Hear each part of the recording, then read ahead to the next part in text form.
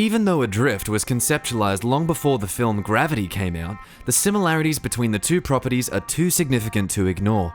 Both the movie and the game feature a young female protagonist who is faced with the daunting challenge of surviving in the cruel vacuum of space following the catastrophic destruction of her space station. Both stories offer amazing visuals and brilliantly utilize the 3D imaging technologies of their respective mediums. However, the biggest difference between the two is that while Gravity offers a compelling story with plenty of action-packed moments to keep your interest, Adrift's charm and excitement wear off almost as quickly as the oxygen levels in your spacesuit. Now, before you reach for that handy pitchfork and start lighting your torches, let me start by focusing on what Adrift does best: the visuals. Adrift is simply one of the most beautiful games in the Oculus Rift's launch library. From the opening moment of the game, you'll immediately find yourself dumbfounded by the huge draw distances and meticulously rendered assets floating all around you. Each new area of the game is a delightful surprise. Whether you're moving from cramped hallways to the palm sweat-inducing hugeness of open space traversal, or seeing the stoic whites of the space station turn to brilliant purples of a rose blossom garden, Adrift is constantly providing moments of ocular amazement as you progress.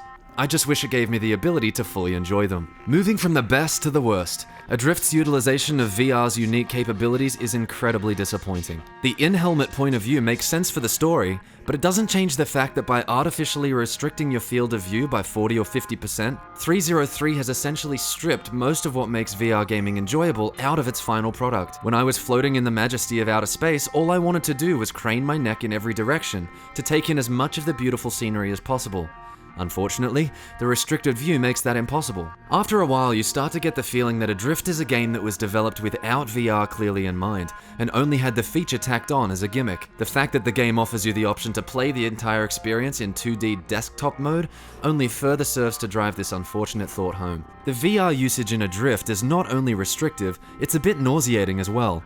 The game has an intense rating on the Oculus Store, and it lives up to it completely. It's hard for people to play more than 15 minutes at a time, even if they're experienced VR enthusiasts, without having to take a break or quit altogether. The controls in Adrift are directly tied to the game's story. Every button on your controller corresponds to a different form of motion in your spacesuit. Once you get the hang of it, it actually works pretty well, and it captures the feeling of untethered space travel nicely, I imagine.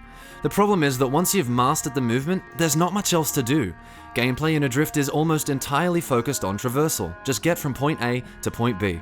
Unfortunately, the journey between is almost completely devoid of interesting things to do. You have an oxygen meter that steadily depletes, and nabbing the floating canisters of air to replenish your supply is the only real break in the monotony when heading to checkpoints. This is compounded by the fact that you move agonizingly slow in Adrift. I get that the point is to seem realistic and atmospheric, but when the entire game is based around getting places, the sluggish pace often becomes a source of frustration, if not outright boredom. Adrift borrows from the BioShock handbook when it comes to the story.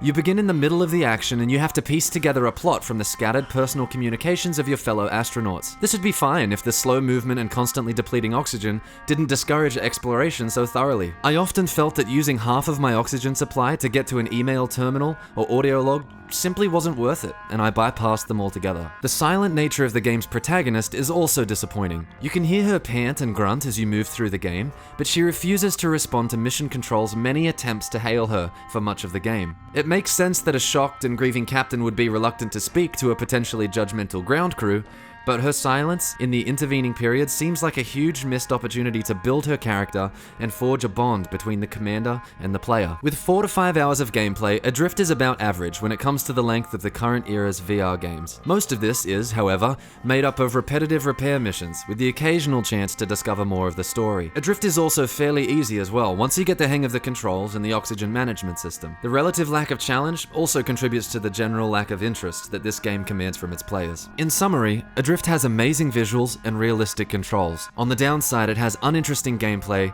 poor VR integration, high chance of motion sickness, as well as weak story and character development. Here at Upload, we gave Adrift a final score of 6 out of 10.